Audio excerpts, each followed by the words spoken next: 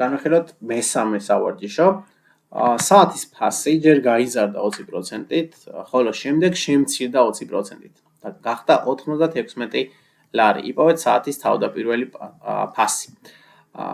ესეც იმ ტიპის სავარჯიშოებს მიეკუთვნება, სადაც საუკეთესო გამოსავალი არის უბრალოდ პასუხების გამორიცხვა, ანუ პასუხებიდან გამოსვლა, ასე რომ ვთქვათ, ხო?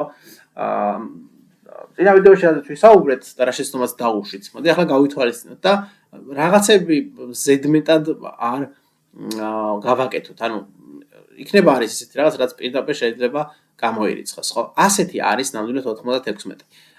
იმიტომ რომ ლოგიკურად რო შევხედოთ 96 თუ 20%-ით გაიზრდება და შემდეგ ისევ 20%-ით და შემცირდება 96 ვეღარ იქნება. თუ თითქოს ერთი შეხედვით ეგრე უფრო ჩანს, ხო, 20-ით გაიზარდა და 20-ით შემცირდა, აი მაშინ იგივე უნდა იყოს. მაგრამ რა თქმა უნდა, როცა პროცენტებზე საუბრობთ, ასე არ არის. რიცხვი თუ 20%-ით გაიზარდა, გაზრდილი რიცხვის 20% უფრო მეტია უკვე და შესაბამისად 96-ზე პატარა რიცხვს მივიღებთ, ხო? ლოგიკურია, რომ აი საწყისი ფასი 96-ზე მეტი უნდა იყოს. ხაი, დანარჩენი 3-დან ახლა დიდად ვერცერთს ვერ გამოვრიცხავთ, ამიტომ მოდი აი B გავაკეთოთ პირდაპირ. 100 ღირდა, გაიზარდა 20%-ით, ნიშნავს, რომ 100 დაემატა 100-ის 20%, ხო? 100-ის 20% რო დავითვალოთ, ანუ რიცხვის პროცენტის დათვლისას რიცხვი უნდა გავამრავლოთ პროცენტზე.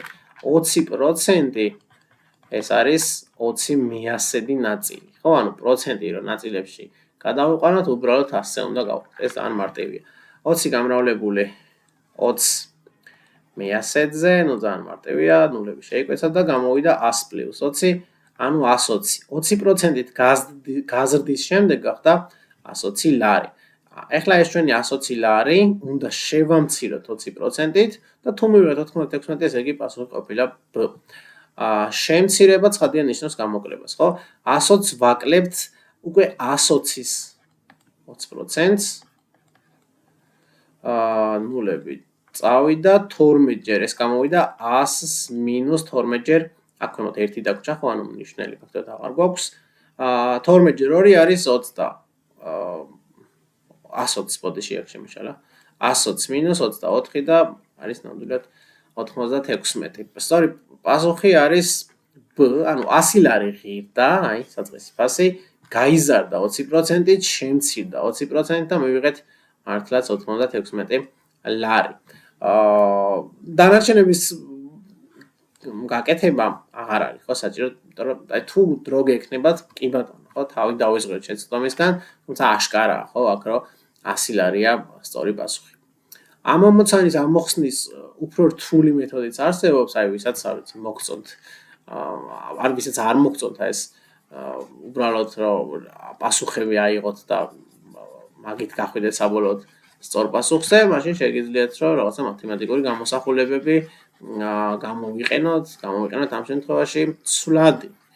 და საწყისი ფასი აღნიშნოთ X-ით. ეწონეთ ცოტა სივრცე. გავზარდოთ აქ. საწყისი ფასი აღნიშნოთ X-ით. საწყისი ფასი არის X-ი, გაიზარდა 20%-ით, ნიშნავს რომ X დაემატა X-ის 20%, ხო? X-ის 20% ეს არის X-ი გამრავლებული 20 მიასედზე და X ჯერ 20. ნუ, აქავე შევკვეცოთ ესენი, X ჯერ 2, 2, ნუ პრინციპში 2 და 10-ით შევკვეცოთ 1 მეხუთედი გამოვიდა და X-ი გამრავლებული 1 მეხუთედზე არის X მეხუთედი. ეს რო შევკრიბოთ, უნდა გავაერთმნიშვნელიანოთ, საერთო მნიშვნელი იქნება 5. აქ ხო 1 გვაქვს აი სიმარტივისთვის. 1 5 ჯერ გაიზარდა, მაშინ X-ით 5 ჯერ 5X პლუს ნუ ეს X-ი დარჩება X-ი გამოვიდა 6X მეხუთედი. ანუ 20%-ით გაზრდის შემდეგ მივიღეთ 6X მეხუთედი ლარი. მიღებული ანუ ფასი, მიღებული რა გაზრდილი ფასი, ახლა 20%-ით შემცირდა. ესე იგი 6X მეხუთედი შემცირდა, ცხადია გამოკლება გვაქვს თავისი 20%-ით, ხო? ანუ 6X მეხუთედის 20%. ანუ ეს გამრავლებული 20 მიასედზე, ნუ აქ შევკვეთოთ, რისი შეკვეცად შეიძლება 0 და 0, 2 და 10, აქ 5-ია, მეტი ვერაფერი, ხო? გამოვიდა ეს 6x მე-5-ს მინუს 6x გამრავლებული 1-ზე 6x და ქვემოთ 5-ჯერ 5 25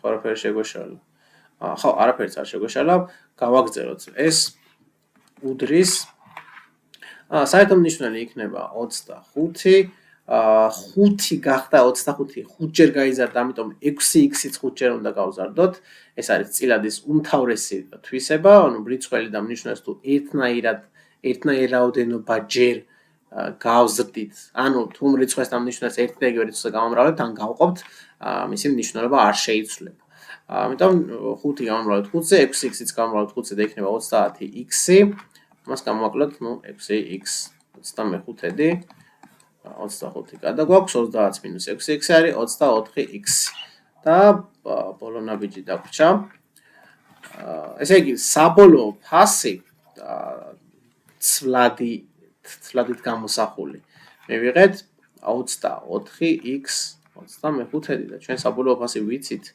რაც არის ხო 96 ლარი 96 ლარის ტოლი უნდა იყოს ეს აქ ერთიანი მივუწეროთ სიმარტივისთვის ესე იგი 24x-ი უდრის 25-ჯერ 96 ხო მე თქვენს ადგილას 25 და 96-ს არ გადავამრავლებდი იმიტომ რომ მე მაინც 24-ზე უნდა გავყოთ და აშკარად ჩანს რომ 96 24-ზე იყოფა და ეს გაგვიმარტივებს საქმეს ანუ თუ უბრალოდ ნამრავლს დავტოვებთ აქედან x-ი უდრის 25 96-დი გაყოფილი 24-ზე და აი აქ შეიკვეცება 96 და 24 დაგვრჩება 4 4-ჯერ 25 არის 100 ხო აი პასუხი 100-ს მივიღეთ ხო თუმცა არ ვიცი რამდენი წუთით ჩანაწერში გამოჩნდება ხო აშკარად ბევრად მეტი დრო დაგჭირდა ამ გამოთვლისთვის და თუ გავითვალისწინებთ კიდევ რამდენი მაგალითი გვაქვს გასაკეთებელი ხო აი